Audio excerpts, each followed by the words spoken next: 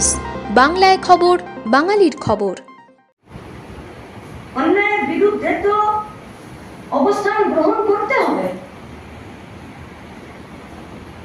ঝামেলা বলে দিচ্ছেন, যেটা ঝামেলা, দোষীদের শাস্তি চাওয়া যদি ঝামেলা করা হয়, এই ঝামেলা তো সবাইকে করতে হবে, সবাইকে ঝামেলা করতে হবে।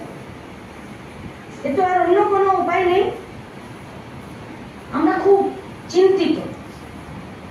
আমরা যে ছাত্র যুব, আমরা যারা মহিলারা আমরা কাজ করছি, আমরা যে রাজনৈতিক আদর্শে কাজ করছি, আমরা এটা শুনেছি, জেনেছি, কাজ করতে গিয়ে আমরা এটা উপলব্ধি করেছি যে পুঁজি যখন বাড়া শুরু করে তখন নিজের পরিসর, বাড়ি, ঘর, দোর সব ছেড়ে দিলেও শুধুমাত্র নিজের আয়টা বাড়ানোর জন্য 2 টাকার টিকিটে সেখানে একটা হসপিটালের বেড, একটা ডাক্তারবাবু, একটা ব্লাড, একটা টেস্টের ডেট পাওয়াতে যেভাবে হয়রান হয় স্বাভাবিক সময়, এবং এখন তো একটা লড়াইয়ের সময় চলছে, আন্দোলন জারি রাখতে হবে, প্রতিবাদ জারি রাখতে হবে। এরা যাতে শাস্তি পায়, ফিরে যাতে আর কোনো ঘটনা না ঘটে, সতর্ক থাকতে হবে। কিন্তু যে প্রান্তিক, পিছিয়ে পড়া গরিব মানুষেরা সরকারি স্বাস্থ্য ব্যবস্থার উপরে নির্ভর করে আছে, তাদের পরিষেবার দিকটাও কি করে ভাবা যায়, আমরা আপনাদের কাছে আবেদন করব। এই দুটোর কম্বিনেশন, এই দুটোর টিউনিং কি করে হবে আমাদের থেকে আপনারা বেশি ভালো জানেন। তাই ওই ডাক্তারবাবুদের কাছে এই বিষয়ে চিন্তা ভাবনা করার জন্য আমাদের एसएफआई यूआईएफआई एडवा पक्ष থেকে আমাদের আবেদন চলল। लड़ाई अभी खत्म नहीं हुआ है, संघर्ष अभी जारी है, क्रांति अभी लाना है। একদম এই মেজাজে আমরা থাকতে চাইছি। কিন্তু ঘটনার দিন থেকে কয়েকটা বিষয় প্রতিনিয়ত আমাদেরকে হন্ট করছে, প্রতিনিয়ত। যে দেখুন, রাজ্যের পুলিশ মন্ত্রী, স্বাস্থ্যমন্ত্রী, পুলিশ, এরা সবাই মিলে বলছে দোষী তো ধরা পড়ে গেছে। তাহলে দোষী তো হলো সিঙ্গুলার নাম্বার,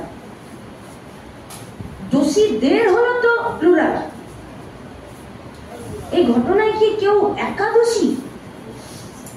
তাহলে দোষী আর দোষীদের, এ তো হেল এন্ড হেভেন্স ডিফারেন্স।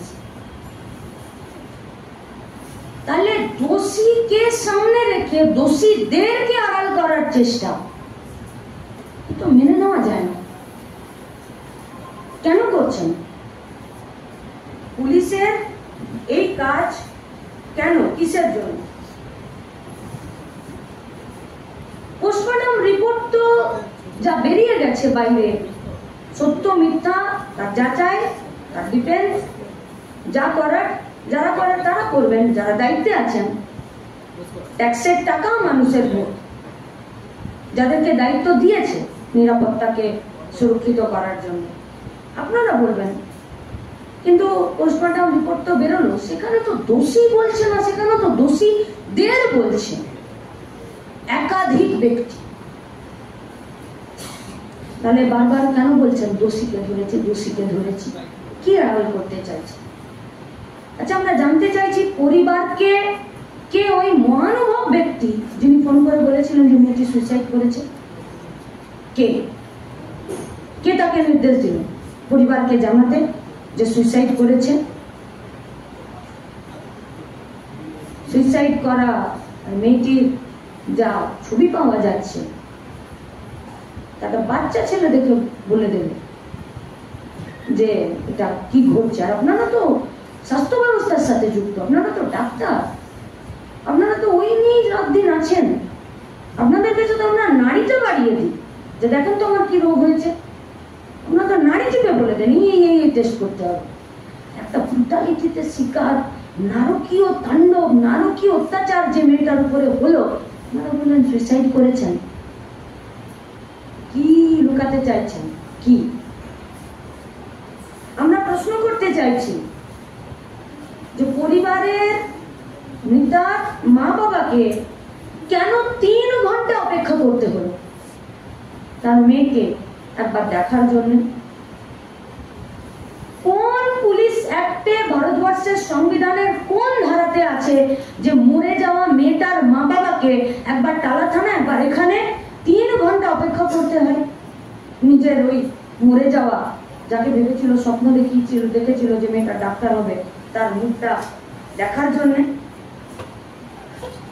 এভিডেন্স লোপাট করতে চাইছেন? কি কি মৃত সন্তানের মুখ দেখতে গেলে পা ধরতে হয়? মৃত সন্তানের মুখ দেখতে গেলে আর্জি করতে হবে, আবেদন করতে হবে? মানবিকতা এটা? কোন দিকে যাচ্ছে আমাদের রাজ্য, আমাদের প্রশাসন, আমাদের এই সমস্ত দপ্তরগুলো? কোন দিকে? কারা ব্রেক করছেন এটা? নাকি কিছুকে আড়াল করার জন্য আগেই পরিবারের উপরে এমন একটা হুমড়ি করে দিচ্ছেন যে যাতে সে গুটিয়ে যায়? আমরা বুঝতে পারছি না। আচ্ছা, রাজ্যের পুলিশ মন্ত্রী, স্বাস্থ্যমন্ত্রী বাড়ি গেলেন, বাড়ি গিয়ে বললেন 7 দিনের মধ্যে সিবিআই যদি কিছু না হয়। অপদার্থতা স্বীকার করে নিচ্ছেন। আমাদের খবরগুলি নিয়মিত দেখতে চ্যানেলটি সাবস্ক্রাইব করুন এবং বেল আইকনটি ক্লিক করুন।